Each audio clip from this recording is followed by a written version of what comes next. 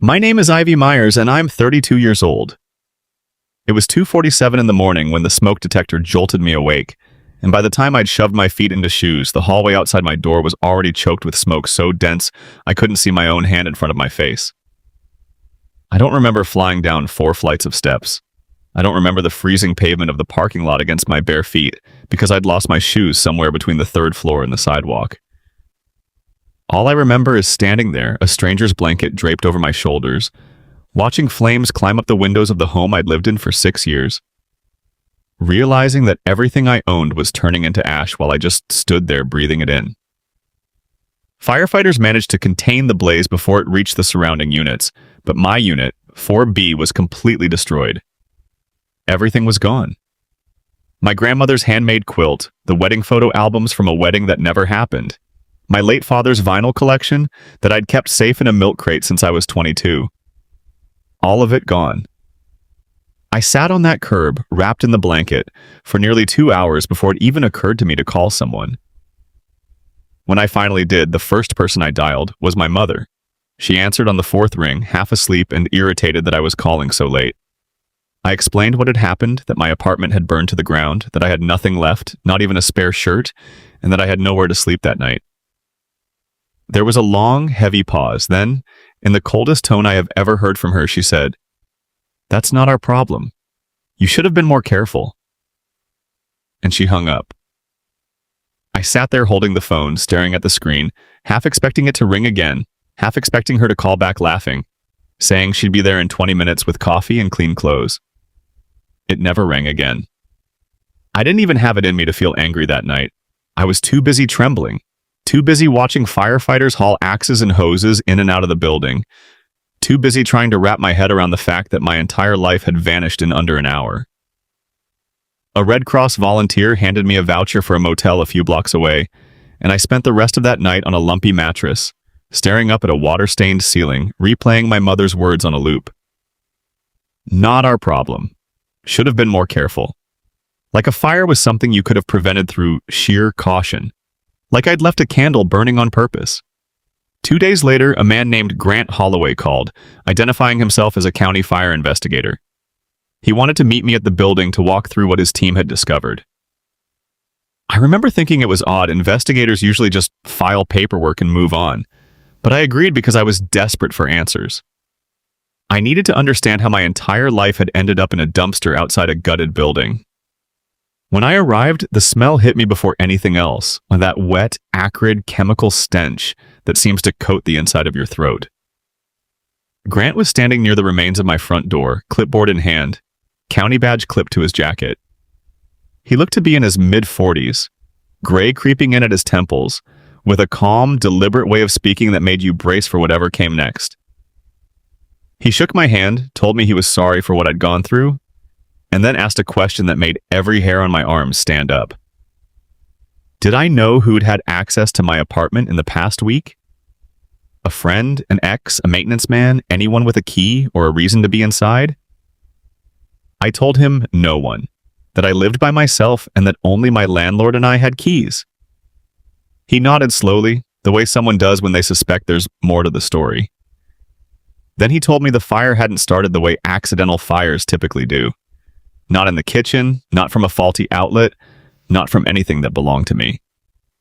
It had ignited near the back bedroom window, in a spot with no wiring and no appliances, nothing capable of catching fire on its own.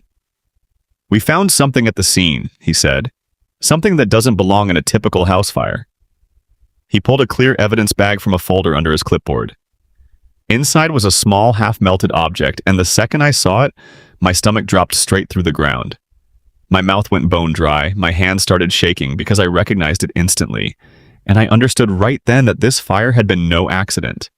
It was a keychain, warped and blackened from the heat, but unmistakable, a small silver fox charm I'd given my stepbrother Weston as a birthday gift 3 years earlier, back when we still talked. Back before he asked me for $12,000 to pay off a gambling debt, and I told him no. I hadn't seen him or that keychain in over a year.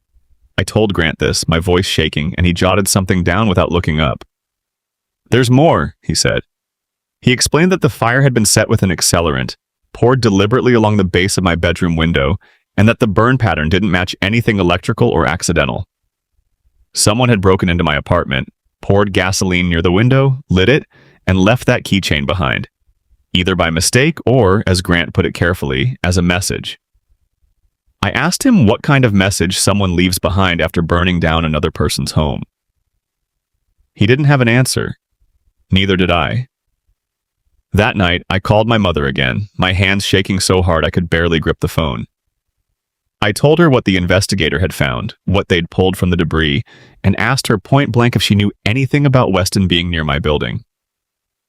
The silence on the other end told me everything before she said a single word. Then, slowly, in fragments, she admitted it, the way people do when they've been cornered and are trying to soften the truth.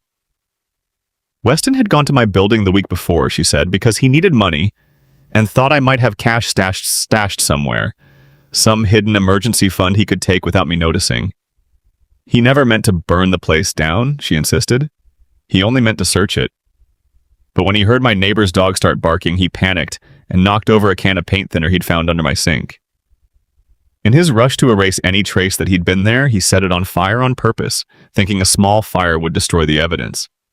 Instead, it spiraled into something far bigger than he ever intended. I asked her how long she'd known. She said since the morning after the fire, since Weston showed up at her door, shaking and confessed everything, and she told him to keep quiet, that it would all blow over, that I'd never find out. That was the real reason she'd said it wasn't her problem. She wasn't being cold about some random accident. She was shielding her son from the consequences of destroying my home, my belongings, every last physical piece of my father I had left, while I sat on a curb wrapped in a stranger's blanket with nowhere to go. I gave Grant everything, the keychain, the timeline, my mother's confession, all of it. Weston was arrested 4 days later and charged with arson and burglary. My mother faced no charges, since knowing after the fact isn't the same as committing the crime. But something between us shattered that night, something I don't think can ever be put back together. I haven't spoken to her since the day I handed her name over to the investigator.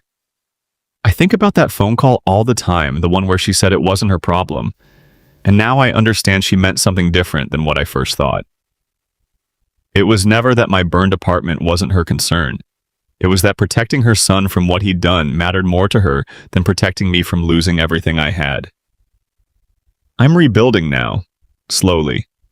I found a new place 2 towns over, smaller, but it's mine, and no one holds a spare key except me. I installed a new lock, a security camera, and bought a fireproof safe for the handful of photos I've managed to recover from friends who kept copies. Some nights I still catch the smell of smoke that isn't really there.